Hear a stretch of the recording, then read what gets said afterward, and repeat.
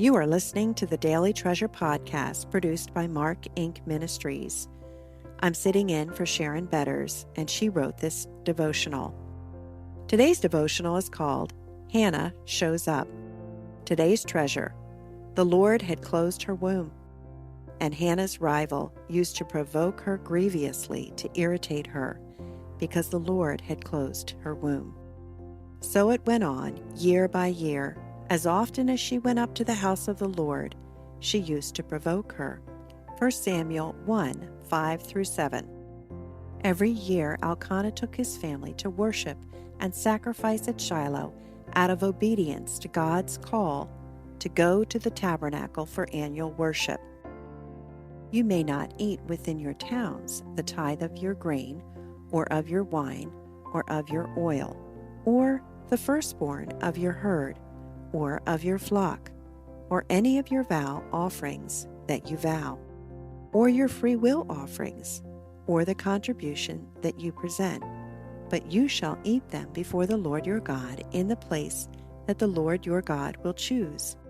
You and your son and your daughter, your male servant and your female servant, and the Levite who is within your towns, and you shall rejoice before the Lord your God in all that you undertake. Deuteronomy 12, 17-18. Note that the purpose of these celebrations was for worshipers to rejoice before the Lord your God in all that you undertake. I imagine that anticipation of this 20-mile trip created an atmosphere in Elkanah's family that is similar to how we anticipate Christmas. Yet, there were reasons why a dark cloud hovered over their anticipated praise and worship. Eli's sons, Hophni and Phinehas, were priests, and they were well known for their corruption and immorality. Their public sins eroded the corporate joy of worshipers. On a personal level, how could Hannah continue to worship and praise the very one who had closed her womb? Twice in the first 6 verses of 1 Samuel, we read that the Lord closed her womb. Samuel, the writer of Hannah's story, wants readers to recognize that God's fingerprints are all over these details, and to understand that Hannah's main sorrow was not the grievous irritation of her sister wife. How did the sovereignty of God in Hannah's infertility challenge her to wrestle with God's love for her? Was she comforted by God's sovereignty, or was she hurt that her God refused to give her a child? It's possible that Hannah was able to avoid Peninnah throughout the year because the writer identifies this annual pilgrimage as the time when Peninnah grievously tormented Hannah. Year after year, Hannah knew that Peninnah would take advantage of this intimate family worship experience to drive the sword of bitterness into her soul. My heart aches for Hannah. It also aches for Peninnah. So it went on year by year. As often as she went up to the house of the Lord, she used to provoke her. 1 Samuel 1:7. It's important to note that in spite of the corrupt spiritual leadership and the sure torment of her sister wife, year after year, Hannah shows up. I can imagine Hannah's first experience of this trip, and then looking forward to these annual special worship celebrations where God seemed closer and more tangible. Here she was able to join in the covenant community praise of her God. Maybe at first Peninnah's digs hurt, but Hannah trusted that one day God would give her a child, and she trusted His timing. Eventually, perhaps she went hoping that, in spite of her empty womb and Peninnah's vile words, she could somehow recapture the joy of those first years of praise and worship. Maybe her prayers would take on more meaning and depth with God. Yet year after year, God kept her womb closed, and Peninnah turned up the heat. Did Hannah travel with her family because of tradition, or because Elkanah told her he wanted her with him? Perhaps there were years when she went through the motions out of obedience, but returned home with the same wounded heart, inflamed even more by her sister wife's venom, leaving Hannah emotionally and spiritually emptier than before.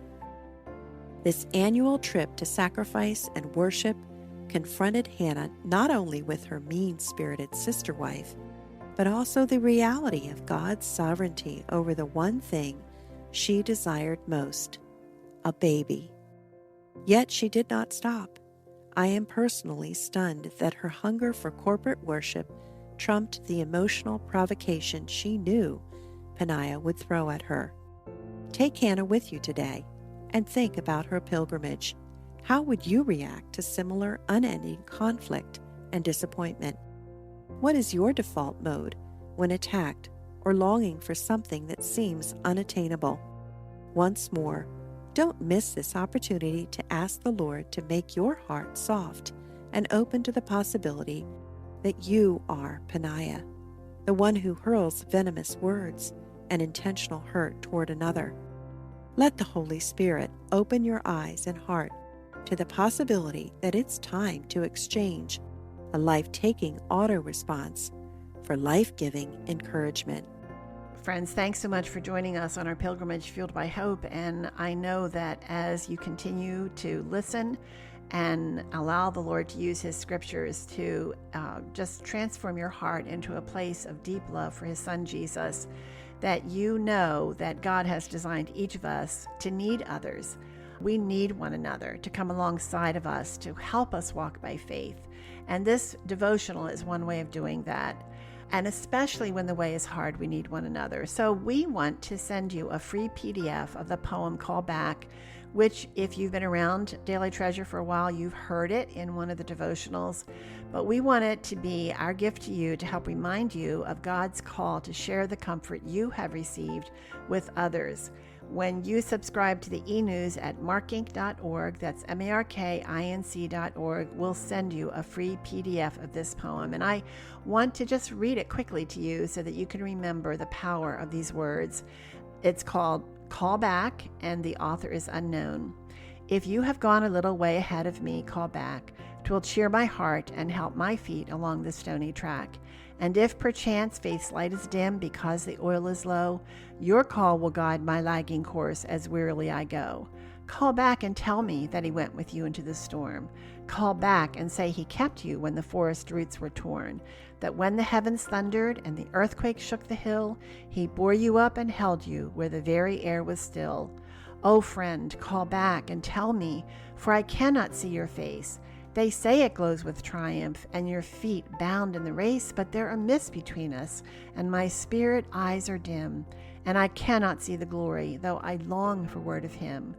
But if you'll say He heard you when your prayer was but a cry, and if you'll say He saw you through the night's sin-darkened sky, and if you'll say He saw you through the night's sin-darkened sky, if you have gone a little way ahead, O friend, call back. 'Twill cheer my heart and help my feet along the stony track. And friends, we are calling back to you with the faithfulness of God, and we encourage you to call back to others. Subscribe to the e-news at markinc.org, and we'll send you a free PDF of this poem. Thanks so much for joining us, and I look forward to being with you tomorrow.